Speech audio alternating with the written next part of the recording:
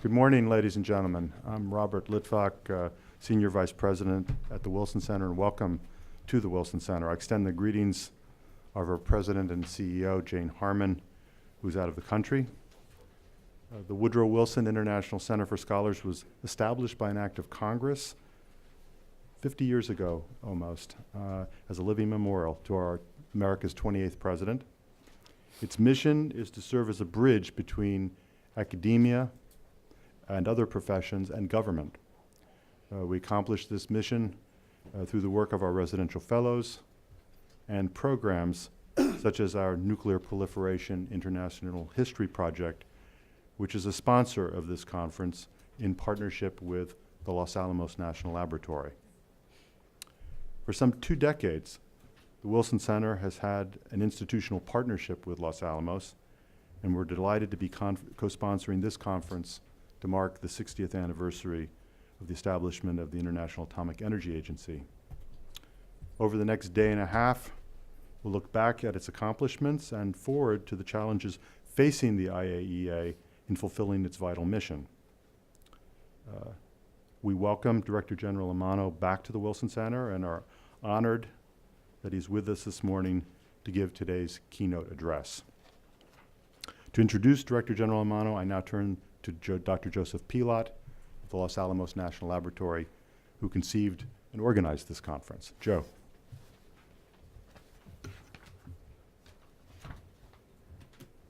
Thank you, Rob.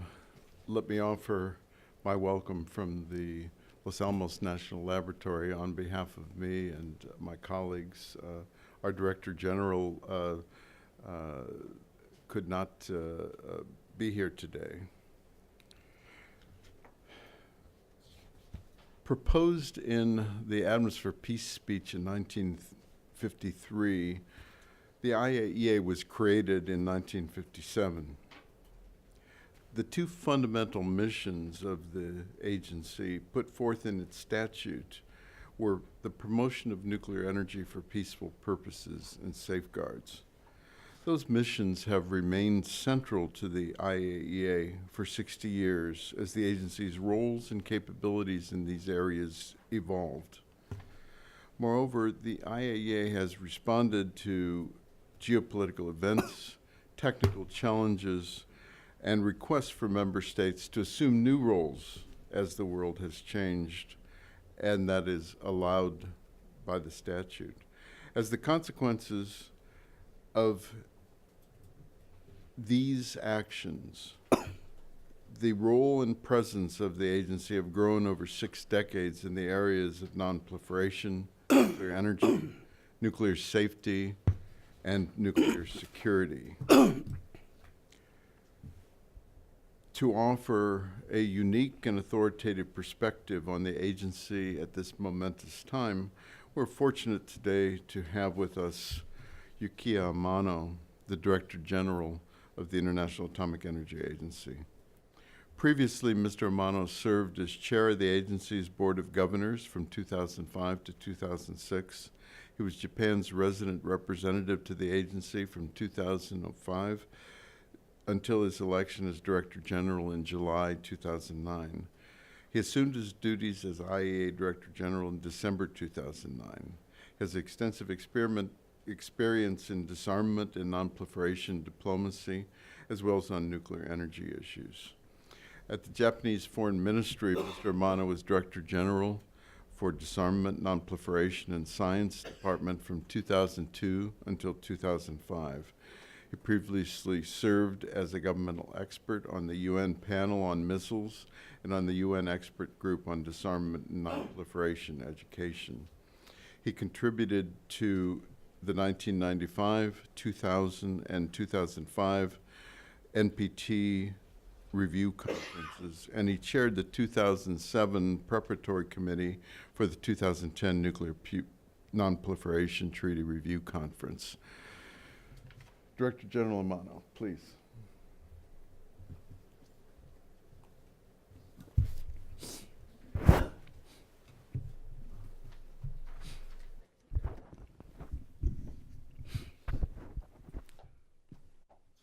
Good morning, ladies and gentlemen.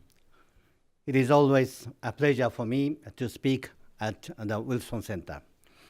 I am pleased that you have chosen to devote a two-day conference to the first 60 years of the IAEA, and delighted to see so many old friends and colleagues. The IAEA is proud to celebrate 6 decades of serving the world. The IAEA has helped to improve the health and prosperity of millions of people by making nuclear science and technology available in healthcare, food and agriculture, industry, and other areas. We also contribute to international peace and security by verifying that nuclear material stays in peaceful uses. From the 26 countries which ratified the IAEA Statute in 1957, we have grown to an organization with 168 member states that spans the globe, and our membership continues to expand. Our mandate is Atoms for Peace and Development. In commemorating the 60th year of the IAEA, I propose to use the new motto, Atoms for Peace and Development, and it captures the IAEA activities better. We address highly sensitive issues, such as the nuclear program of North Korea and Iran. We help developing countries to achieve the Sustainable Development Goals and to introduce nuclear power if they wish to do so. We serve as the global platform for nuclear safety and security. Most importantly, we deliver concrete results. Before taking up the nuclear non-proliferation issues I mentioned, I would like to tell you briefly about the development side of our work. From here, I'm going to New York to attend the Chief Executive Board, and I would like to stress this aspect of the IAEA activities to the Secretary General. Ladies and gentlemen, nuclear science and technology have many peaceful applications which can help countries to produce more food, generate more electricity, treat diseases such as cancer, manage water supplies, protect the seas and oceans, and respond to climate change. The IAEA has been assisting member states in these areas for decades. They are now also covered by the Sustainable Development Goals, which were adopted by world leaders in 2015. Helping developing countries to achieve the SDGs using relevant nuclear technology is an important part of our work. Let me give you a few examples. First, seafood safety. Pollutants and biotoxins in the seas and oceans pose a threat to fish and shellfish, which are key sources of food for millions of people around the world. Nuclear and isotopic tools provide an insight into the movement of pollutants and toxins in the seas, their transfer to marine organisms, and the increasing concentrations as they rise up the food chain to end on our plates.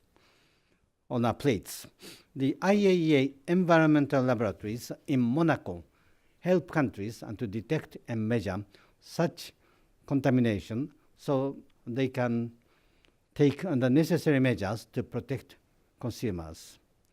Prince Albert of Monaco is very keen to support us, and we are the global focal point for the researches on ocean acidification. Second, food security. The IAEA helps to increase food supply by developing new varieties of crops such as rice and barley.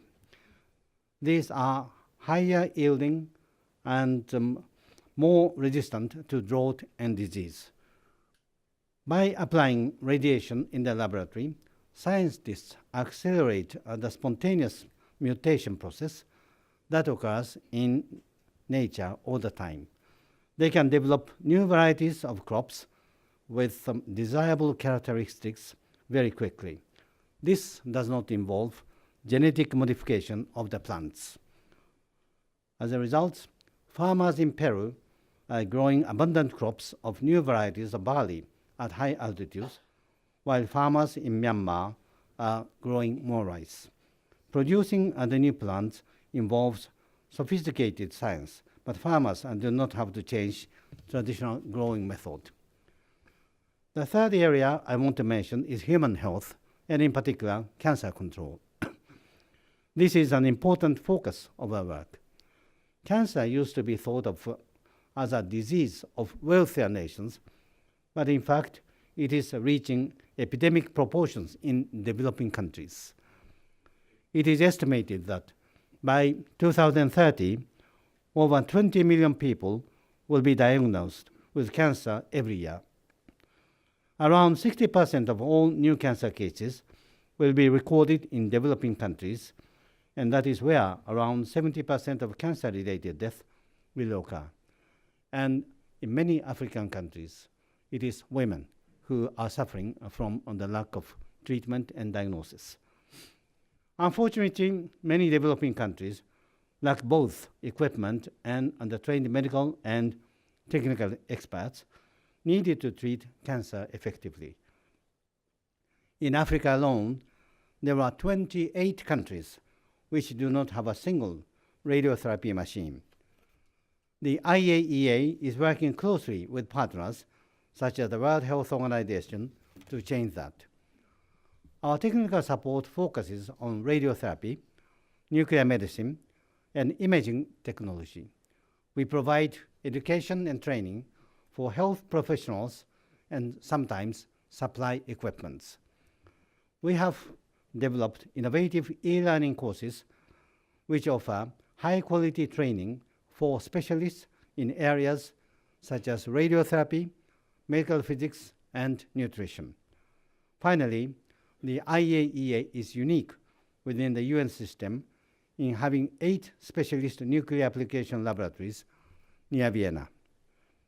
These trained scientists support research in human health, food, and other areas, and provide analytical services to national laboratories. The laboratories are now undergoing a long overdue modernization. We also have environmental laboratories in Monaco, as I mentioned a minute ago. They concentrate on marine pollution and ocean acidification. We are very grateful for the general support from the United States to modernize the IAEA Cybers laboratories.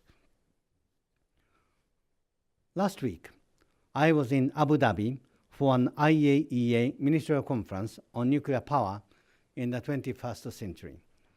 At present, 30 countries are using nuclear power. It is likely to make a growing contribution to sustainable development in the coming decades. Today, 70% of world's electricity comes from fossil fuels. 11% comes from nuclear power, which is one of the lowest carbon technologies for generating electricity. But when it comes to low carbon electricity, nuclear generates almost 1/3 of the global total.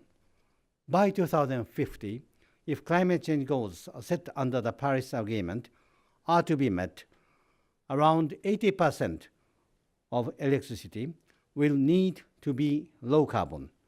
Nuclear power plants produce virtually no greenhouse gas emissions or air pollutants during their operation. Emissions over their entire life cycle are very low. The use of nuclear power reduces carbon dioxide emissions by about 2 gigawatts per year. 2 gigawatts per year means, or equivalent, of taking more than 400 million cars off the road every year. It is difficult to see how the world will be able to meet the challenge of securing sufficient energy and mitigating the impact of climate change without making more use of nuclear power. It is, of course, up to each country to decide whether or not to introduce nuclear power. the IAEA does not try to influence their decision. But if countries opt for nuclear power, our job is to help them to use it safely, securely, and sustainably. Ladies and gentlemen, nuclear safety and security are national responsibilities, but the IAEA serves as a global platform for international cooperation in these areas. For example, we establish international nuclear safety standards. These are not legally binding, but they are used voluntarily by almost all countries to protect people and the environment from harmful effects of ionizing radiation. This is not legally binding, but the most important and most difficult part of nuclear power is to ensure the social acceptance. And if the nuclear power plants are not meeting the international standard, it is impossible to ensure the social acceptance. I think this is the reason why so many countries are using the IAEA standard while they are not obligatory. The IAEA coordinated the international response to the most serious accidents at nuclear power plants at Chernobyl in 1986 and Fukushima Daiichi in 2011. As far as security is concerned, the IAEA helps countries to prevent and other nuclear and other radioactive material from falling into the hands of terrorists. We train police and border guards, provide radiation detection equipment, and advise on nuclear security at major events such as the Olympic Games and World Cup soccer championships. The long overdue amendment of the Ctbt and Iaea finally entered into force last year. This was a great achievement of the international community. The very important thing related to nuclear security is to do concrete things like training, provision of equipment, maintaining a database, and we have the capacity to deliver these assistance and activities. Ladies and gentlemen, I will now turn to the nuclear verification work of the IAEA. We implement safeguards in 181 countries, sending inspectors all over the world to check that countries' activities remain in peaceful purposes. Let me take a moment to explain how this works.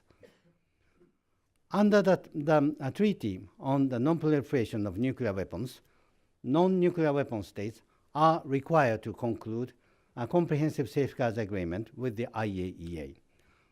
They must declare all nuclear facilities and other locations where nuclear material and activities exist.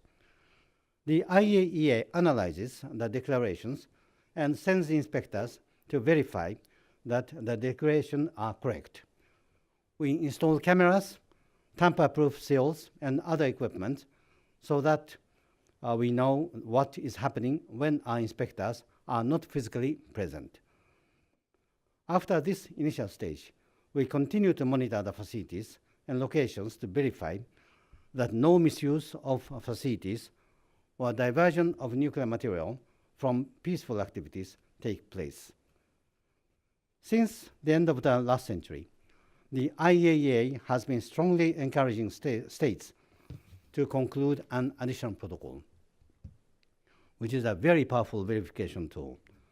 This requires countries to submit very extensive and detailed declarations about their activities related to the nuclear fuel cycle, and to update them at least once a year. The agency analyzes the declarations and, if necessary, seeks clarification and access to specific locations. It is very important that countries have an obligation to provide both clarification and access.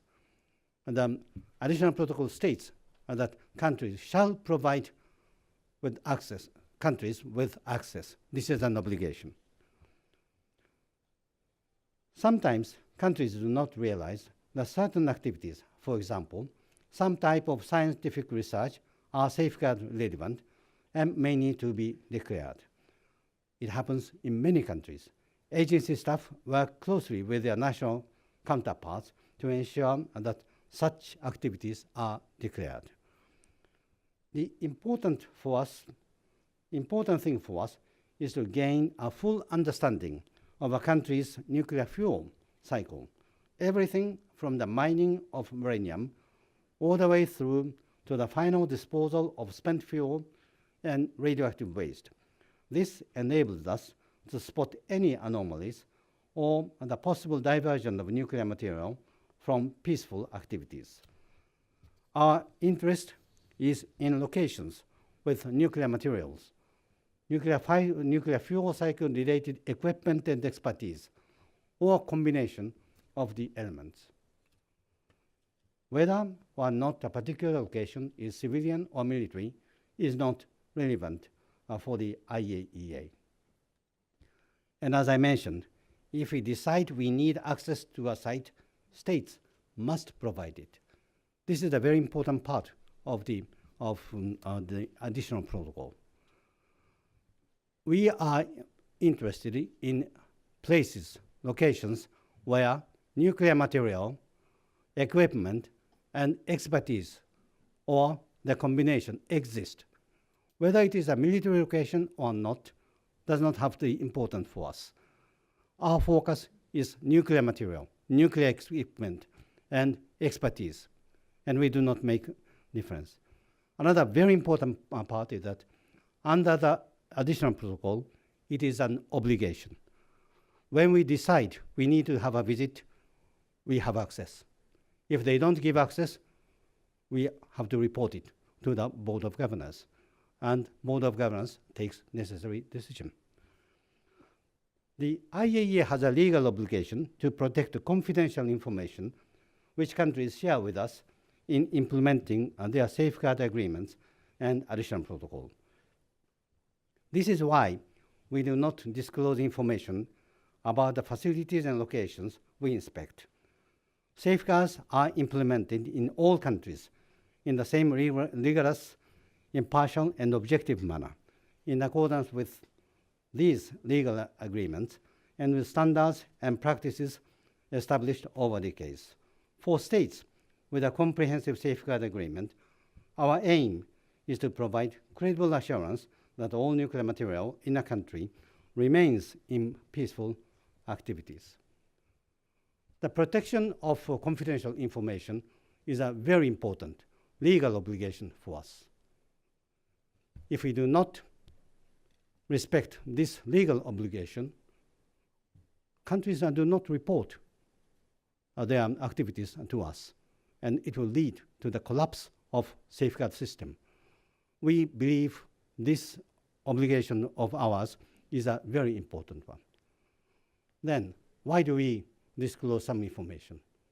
It is because we have concerns that some countries are not implementing their obligations or implementing their obligations under the United Nations Security Council resolutions or IAEA Board of Governors. When these things happen, I mean, when we have these concerns, I disclose these informations, and I did it in 2011. I do not hesitate to do the same when the similar thing happens. But as long as a country is implementing, honoring the obligations under the safeguard and additional protocol, we also have the obligation to protect the confidential information. If we do not abide by the agreement, other countries do not abide by the agreement. This is the reason why we need to protect the confidential information. Ladies and gentlemen, having explained the basic feature of IAEA safeguards, I will now say a few words about the Joint Comprehensive Plan of Action, Jcpoa, concerning Iran's nuclear program, which was agreed in 2015. The IAEA was asked by the United Nations Security Council to verify and monitor that Iran is implementing its nuclear-related commitments under the Jcpoa. The IAEA Board of Governors authorized us to do so. The IAEA is not a party to the agreement, but we played a key role in bringing it about. This is a simple statement, but this is not clearly understood.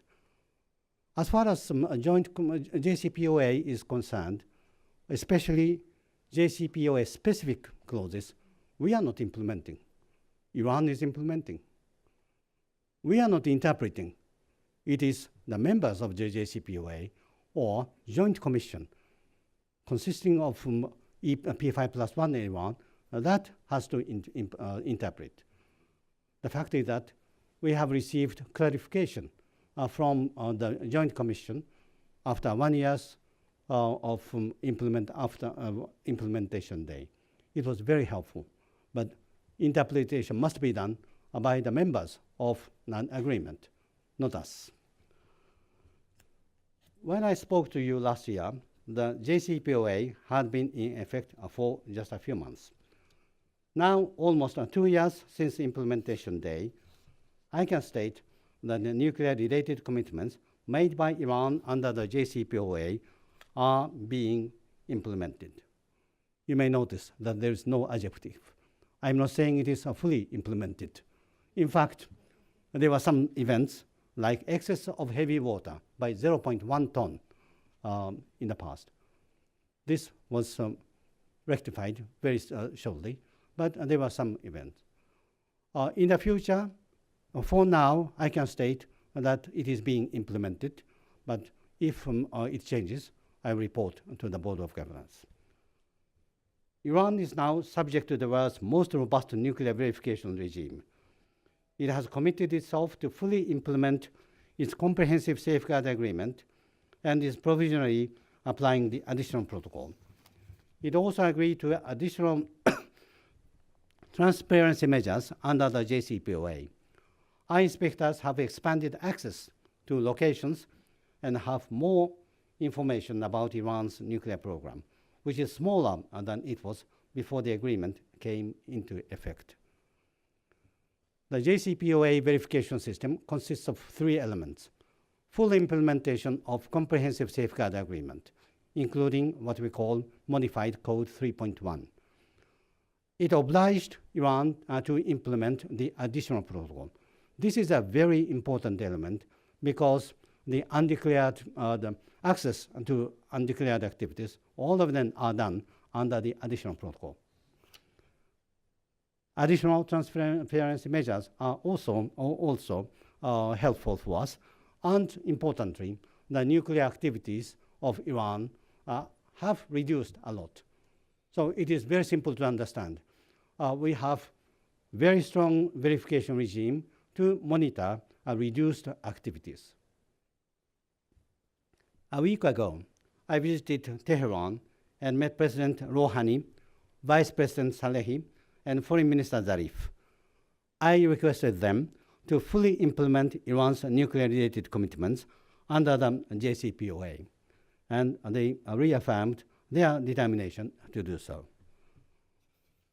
Ladies and gentlemen, unfortunately, it is not possible to report progress on the issue of North Korea. I remain seriously concerned about North Korea's nuclear program. The nuclear test it conducted in September, its 6th and largest to date, was extremely regrettable. I call upon North Korea to comply fully with its obligations under all relevant resolutions of the Security Council and the IAEA. Agency inspectors were required to leave North Korea in April 2009, but we are working to maintain our readiness to return when political developments make this possible. We are also monitoring the nuclear programs of North Korea, mainly through satellite imagery. Ladies and gentlemen, on a more general note, the world in which we implement safeguards today is very different from that of 1957, the year in which the IAEA was established. So are the challenges we face. New technology and modern communications have made it easier to access knowledge, materials, and expertise that would have been much more restricted back then. That makes nuclear proliferation easier. We have developed important legal instruments such as the additional protocol, which I mentioned earlier. 130 countries have brought additional protocol into force, giving the agency greater access to locations and information. When I became the Director General, the number of countries implementing additional protocol was 93. So I said, my target is 100, but I was a bit too modest. Now 130 countries are implementing it. We also make increasing use of modern technology, such as remote monitoring and satellite imagery. Advanced equipment and methods enable us to detect even minute particles of nuclear material. We have dramatically improved our analytical capabilities by building new state-of-the-art safeguards laboratories near Vienna, which analyze samples of material brought back by our inspectors. Wherever possible, we monitor nuclear facilities remotely in real time using permanently installed cameras and other sensors. We are also making progress in using advanced information technology to collect and analyze a huge volume of safeguard relevant information. I said huge. Huge means millions of pieces of information, and we are collecting and analyzing them. The number of nuclear facilities coming under IAEA safeguards continue to grow steadily. So does the amount of nuclear material to be safeguarded. IAEA resources are limited. Demand from member states for our services continues to grow, and our budget is being squeezed.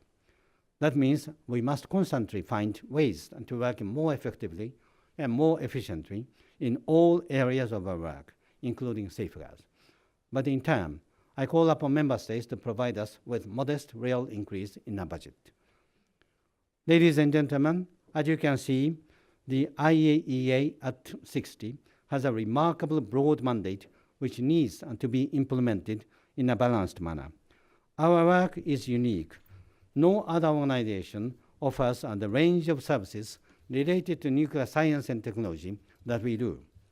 In the coming decades, we'll continue to focus on delivering concrete results for our member states and improving the well-being and prosperity of the people of the world through the use of nuclear technology. Delivering atoms for peace and development will remain our primary goal. Thank you very much, and I'm ready to take your questions or comments. Here are your comments. Thank you very much.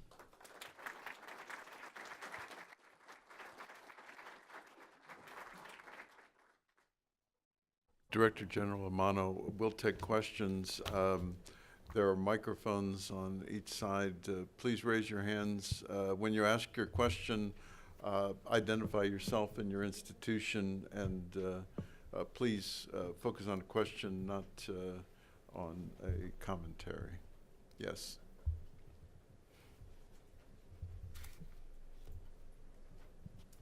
My name is Norman Wolf. I'm formerly with the State Department and with ACTA.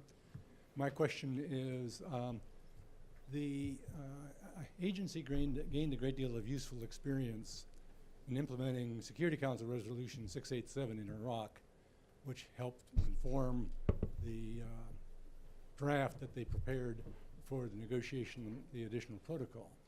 And I'm wondering whether the experience of the agency in Iran under the Jcpoa has provided any additional experience that would be useful in thinking of what additional steps might be taken to strengthen the agency's inspection instruments.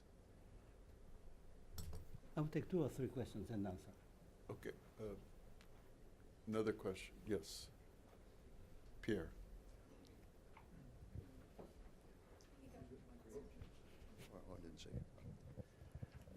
Mr. Director General, could you comment on the relationships, or perhaps better cooperation, between the IAEA and the Comprehensive Test Ban Office also in Vienna?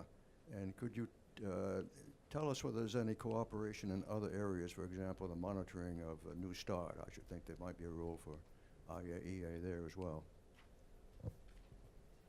And Pierre,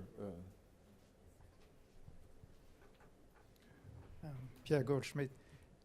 Good morning, Morning. Director General.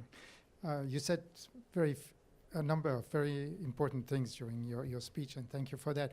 I have just one very short question.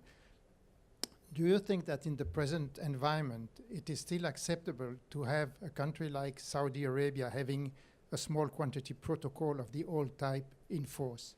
Thank you.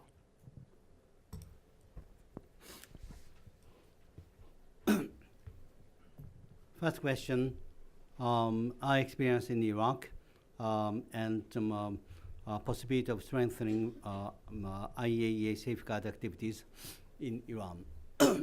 First, I would like to make it very, very clear that safeguard arrangement after, in case of Iraq and Iran, are completely different.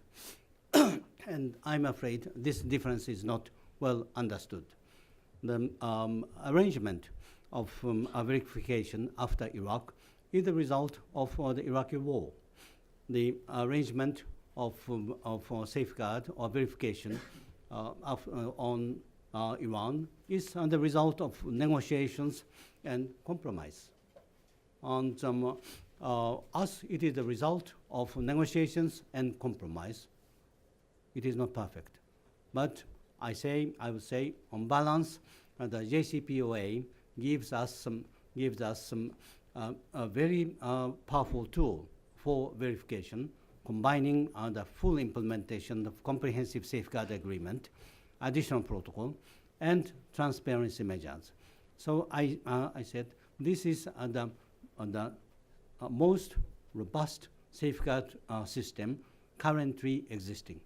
And I say currently existing, because arrangement after the Iraqi war is different, and then that cannot be the reference.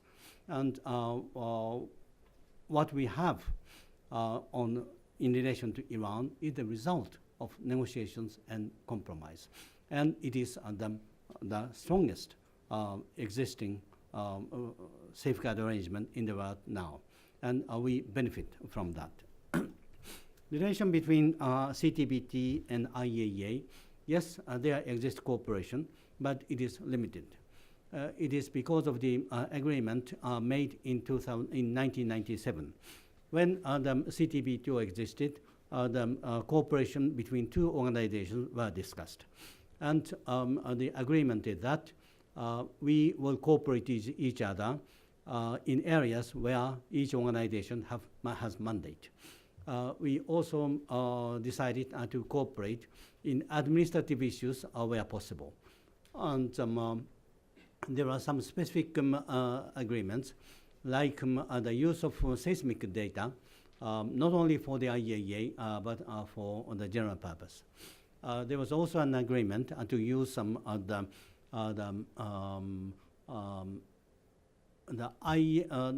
Ctbt's analysis of plumes in case of a nuclear accident. It was done just after the Fukushima nuclear accident.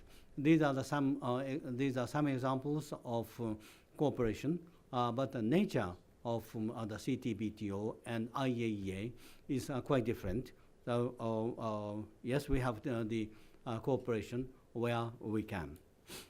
Saudi SQP, we understand that Saudi Arabia is planning to expand their nuclear activities, and as it happens, it will be desirable to move into the full-fledged nuclear, the comprehensive agreement. start with Ambassador, I appreciate you can speak only for your agency and it has to focus on the nuclear field, but the fate of disarmament efforts in other areas can't be irrelevant. And it has been interesting to me and many others that we have a long-running compliance crisis in the chemical field, which also has excellent, sophisticated inspectorates. It has an executive body, and it's linked to the Security Council. Many of the aspects seem to be rather similar to the IAEA's predicament, and yet it cannot deal with the disarmament of a second-rate country with a third-rate weapon system. Could you explain, and I hope assure us, that the same dynamics which have occurred in this crisis wouldn't occur in any future nuclear compliance crisis? How would it be different? How could you be sure that you could be more successful than your counterparts in the OPCW? Question right here. Thank you for being here. Deborah Decker with the Stimson Center. You spoke very briefly on nuclear security, and that's something the center has been involved with. At the last summit, the 50 or more countries involved gave the 5 implementing organizations, including IAEA, some recommendations for how to proceed going forward. I recognize that the 50 countries are not all your member states, but one of the things that was put forward was information sharing and also engagement with industry and civil society. There's a new group, the Nuclear Industry Steering Group for Security, that has been put together that is trying to achieve that. Could you make some suggestions about how that can go forward so there can be that level of continued engagement and momentum in this area, especially with industry, who are the operators on the ground and called out in the fundamental principles of the Ctbt and Iaea, the licensees? Thank you. Yes, right here. Peter Klerk, Director General, thank you very much for your introduction. I would like to pick up Norm Wolf's question, because you can see the additional protocol as the reaction to how the agency was fooled in Iraq in the 80s. And the question, as I heard it, was, are there lessons to be learned from your experience in Iran for another strengthening round of safeguards? Of course, that would have to be negotiated and would have to be acceptable to all participants. But do you see any interest in such a further strengthening round on the basis of your Iran experience? Thank you. Okay. First, comparison between the OPCW OPCW verification system and ours. During my previous capacity, I was involved a little bit on the OPCW, but I am now focusing on my work, and I cannot comment on how other organizations do their job, but I'm fully aware of what we are doing, and it is related to the last question. When a country, the non-nuclear weapon states, become a member, become a party to the NPT, they have to declare everything, nuclear material and nuclear facility, to the IAEA. They submit a declaration, we study it, and we send inspectors to corroborate that their declaration is correct. And we install cameras, and we install seals, and we maintain the knowledge. We have learned lessons from Iraq and other cases, and additional protocol is agreed. And I would like to emphasize that additional protocol is a very powerful verification tool. The declaration which they are requested to submit under the additional protocol is much more extensive and much more in-depth. And we do review the declaration, and when we decide there exists a need, we have access. We do not need to prove whether we have the needs or not. We decide when we find it is necessary to visit or seek clarification, we can do that. And this is an obligation for the member states. And of course, we cannot enforce them, but if they do not respect the obligation, we report it to the Board of Governors. And range of items that they have to report. The activities related to nuclear fuel cycle, and is much wider. They have to update the declaration at least once a year. And this additional protocol has proved to be very effective. And we have the experience of additional protocol for some 20 years. And we appreciate very much that thanks to the Jcpoa, Iran is obliged to implement the additional protocol. Iran is provisionally implementing the additional protocol, but legally speaking, it is the same.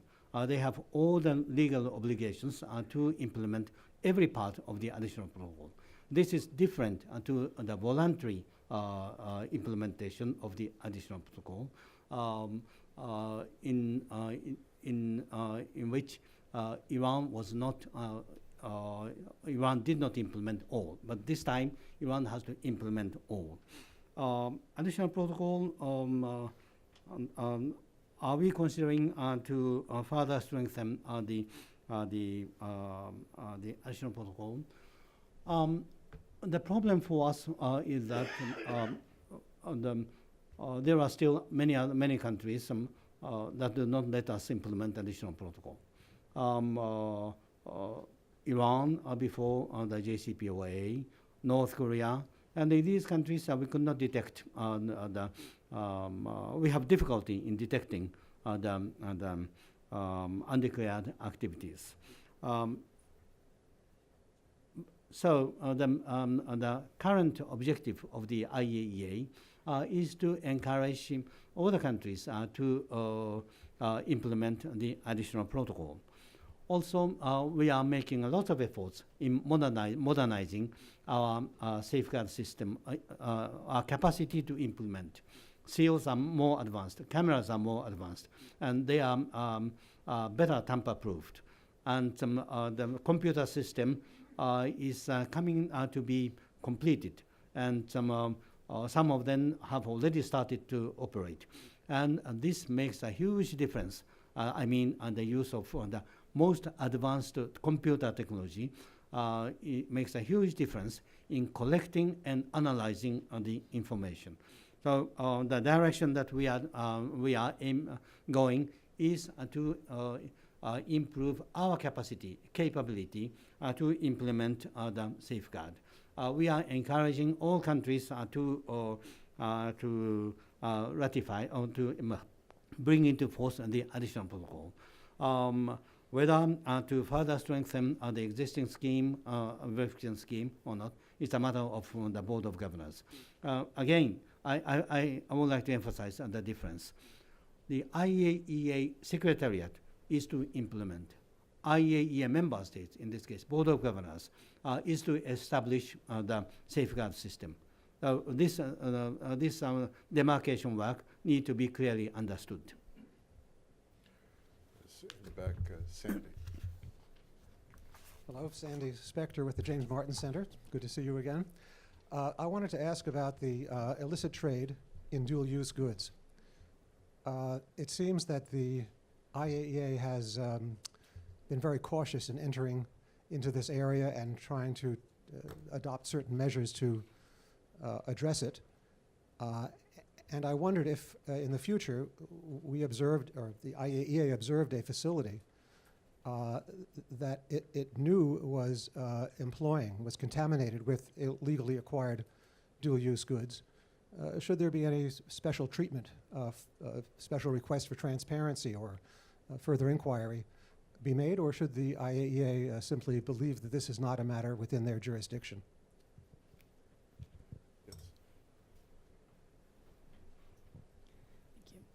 Sonia Schmid, Virginia Tech. I have a question about nuclear power. Director General, you mentioned that you mentioned the importance of social acceptance for nuclear power. Do the IAEA member states have any plans or ambitions to make safety standards legally binding in the future, for example, by tying them to either technical assistance or connecting them to emergency response coordination services?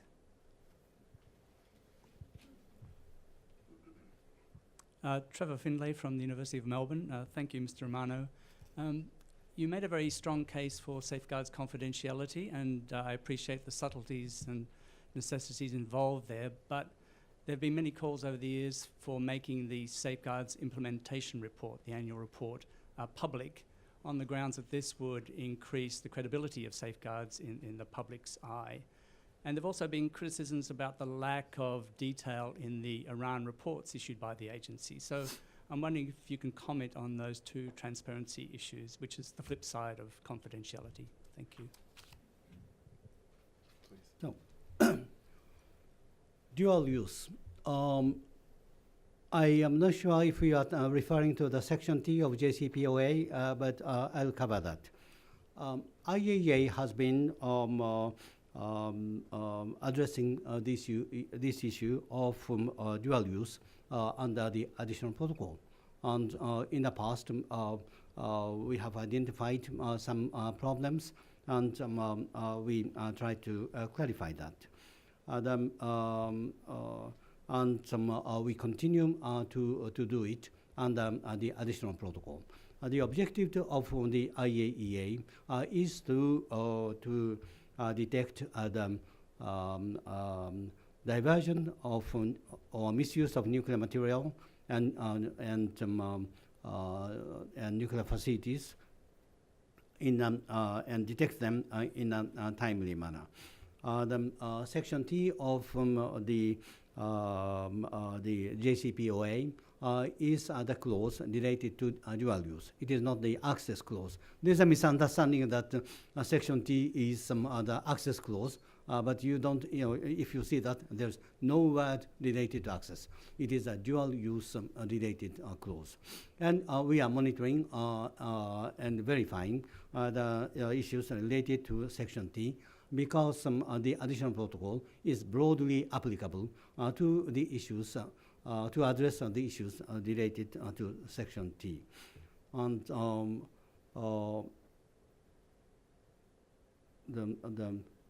I think I answered your question. Confidentiality and transparency of report. I hear this view quite often, so let me explain. It is true that the reports before the implementation day and after the implementation day have a different level of details. Why it is so? There are perhaps three reasons. First, the confidentiality. We have the legal obligation to protect and safeguard confidential information. So, in principle, we cannot disclose the safeguard confidential information. But if I have the concern of a violation, or if there are specific Security Council resolutions or Board of Governors, I am willing to share the information.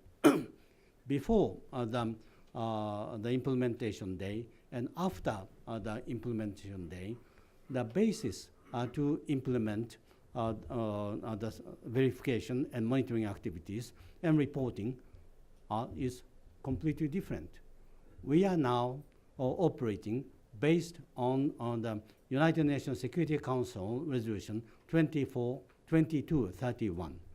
Before the implementation day, we had different set of UN Security Council resolutions and Board of Governors resolutions, which formed the basis of our verification and reporting activities. The basis is different, so the outcome is different. Also, the behavior of Iran is different. Before the implementation day, Iran did not heed the voice of international community, and they were engaged in the activities contrary to the Security Council resolutions. I mean, enrichment activities, heavy water related activities, and many others. Now, they are implementing the nuclear related commitments under the Jcpoa. Enrichment is not prohibited now. They can do the enrichment activities to some extent. As I said, when I have concerns of violation, I report it to the Board of Governors. The other side of the story is that when there aren't concerns of violation, I have to go back to the basic principle, which is the need to protect the confidential information. I have to add another element. For almost 12 months, we did not have clarification of some technical issues. Jcpoa is a very complicated technical agreement. I mean, contains technical aspects. And we did not have the clarification. And without this clarification, it was not possible for us to report. You may have seen the difference before and after our report in January 2016. That is the time when we have received the clarification. And naturally, when we have better understanding of the meaning of the Jcpoa, we can report it. Without having what it meant, it is impossible for us to provide the exact information. So in summary, the basis of verification and reporting is different before and after the implementation day. Behavior of Iran before and after the implementation day is different. It is only in January 2016 when we received the clarification from Joint Commission. I hope that this clarifies why the current report contains less details than before. Disclosing the confidential information against the rule should be avoided. Because if we do that, other countries may think IAEA Secretary does not respect the rule, legal obligations. That may be the case to me next time, and they refuse the cooperation. This will lead to the collapse of the verification system, which I do not want to see. We have time for a last set of questions. Yeah, hi. Mark Goodman, State Department. I want to ask you something about the NPT, recognizing that the IAEA is not a party, but maybe you have some views.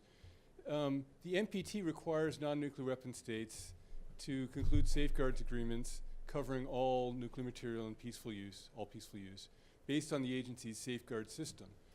But the agency has said that it can't or won't draw conclusions about whether states' declarations are in fact complete. They cover all nuclear material unless there's an additional protocol. So would you say that an additional protocol is now part of the agency's safeguard system in the context of the NPT? Thank you.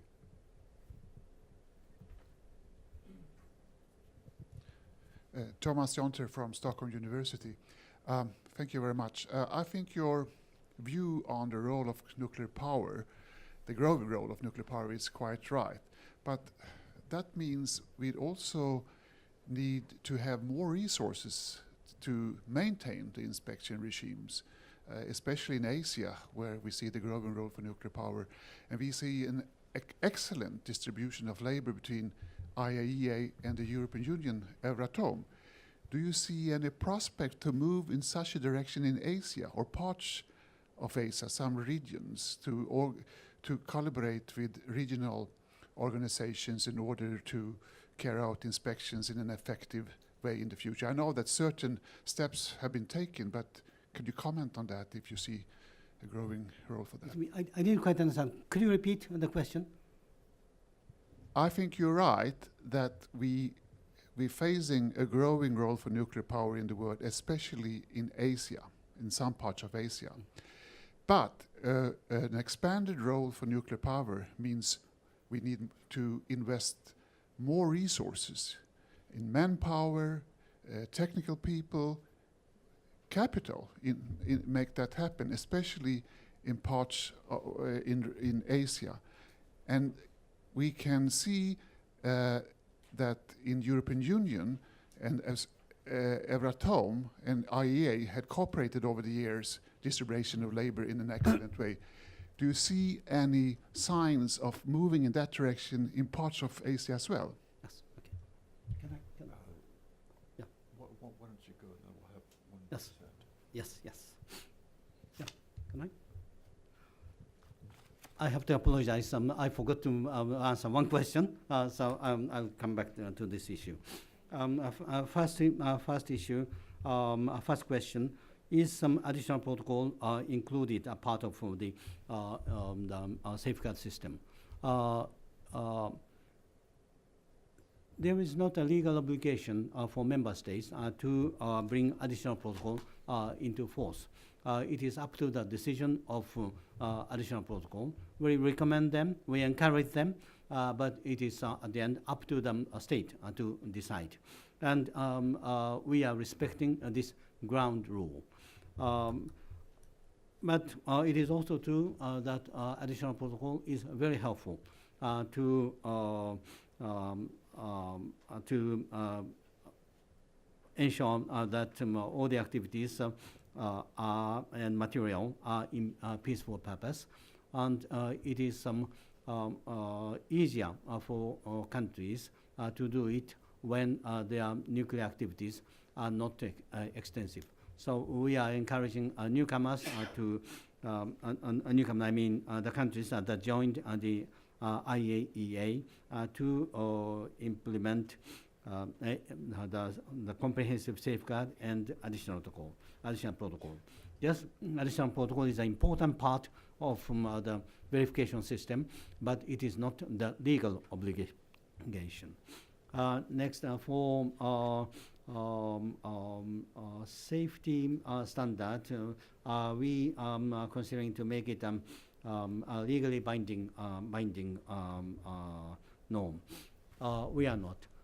There is some clear and there is a clear understanding in the IAEA that the ensuring safety and security is the responsibility of each country, and the role of the IAEA is to assist countries to ensure the highest standard of safety and security. And the IAEA does not have the role like concluding and implementing safeguard agreement when it comes to the safety. It is the responsibility of each state. And that is why we are not seeking to make the safety standards legally binding. That said, the safeguard standard is very widely implemented. The reason is, as I said, the most important part of the use of nuclear technology, in particular nuclear power, is the social acceptance. Without the social acceptance, it is not doable. And in order to ensure the social acceptance, countries are literally, in reality, obliged to respect the international standard. If they do not, if the safety arrangement or security arrangement are not in line with the international standard, it must be extremely difficult for them to ensure the social acceptance. So without making the safety and security norms legally binding, we can expect the similar effect. We are very happy to send peer review missions. We are providing recommendations and suggestions, and we are recommending them to be transparent. But the objective can be obtained not through making this legally binding, but by other means. And in Asia, the use, expanding use of nuclear power and new arrangement in Asia. If you have in mind something like Euratom, we are not yet there. But in Asia, there is a move to establish the ASEAN-TOM, for example. The idea is not yet clear, but at this stage, it is an attempt to establish loose cooperation among the regulatory bodies in ASEAN countries. There is some trilateral dialogue between China, Republic of Korea, and Japan on nuclear safety issues. The current stage is not as advanced as in European countries, but I can state that there are some moves toward the regional establishing regional arrangement for nuclear safety. We had two final questions, so we're out of time, but if you wouldn't mind looking at two more. Following your answer to that question, were something like the Korean Economic Development Organization, KEDO, to be proposed as part of a regional settlement, would that be something that you think the IAEA or you personally would think would be Nuclear. useful? Sorry? KEDO to what? Would it be a useful part of a regional settlement? KEDO, Regional. the Korean Economic Development Organization. Oh, yes. Director General, regarding your comment about nuclear globally being 11% but 30% of the carbon-free power and the importance of social acceptance, what are you hearing? There's been a lot of talk for many years about many countries going into nuclear and the programs after Fukushima, as we all know, got pushed into the future. What are you hearing now, and what do you think realistically are the prospects to see additional countries adopting nuclear energy? First, for KEDO, it was a special arrangement under the special situation, and it did not work well. So I'm not sure if KEDO can be the good reference in the future or not. The views of member states about nuclear power, that we are making estimates of the future of nuclear power every year. And our latest estimate shows that up to 2050, there will be significant increase of the use of nuclear power, but the range is very wide. It could be at the current level by 2050, or some over 80% increase by 2050. And it depends very much on how seriously countries take the climate change. If climate change continues to be an important issue, the role of nuclear power will be highly appreciated. If not, the development will be different. The trend that we see for now is that center of expansion is moving from west to east, north to south, and this trend will continue. Technically, the nuclear power plants, nuclear power fleets will continue to have many nuclear power plants that are operating for now. They are coming to the age on end of their lifetime, but lifetime expansion is very frequent, and the current fleet will continue to stay while many of them will retire. The construction of the third generation M+, I mean the advanced light water reactors with many more safety features is coming in next decade. There are a number of constructions, and whether their construction is done economically and safely, on time and on budget, will be very important for the future of nuclear power. And it will take much more time that the innovative nuclear power plants like fast reactors or the high temperature gas cooled reactors will be commercialized. Fusion will be beyond that. Thank you. We will take a break now, and I'd like to return at 10:50 for panel 1, but please join me in thanking the Director General for a comprehensive, even heroic response to a series of questions.